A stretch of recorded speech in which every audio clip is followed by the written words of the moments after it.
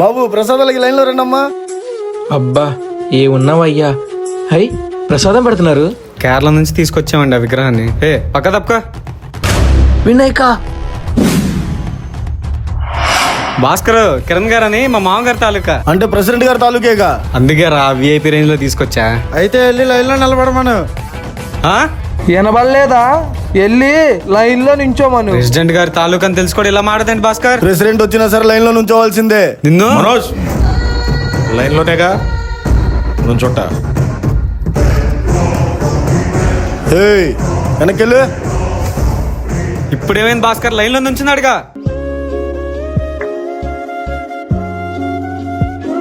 వెనక్కి జరుగు. ఈ రోజుల్లో కూడా మంచోళ్ళు ఉన్నారు గణేష్.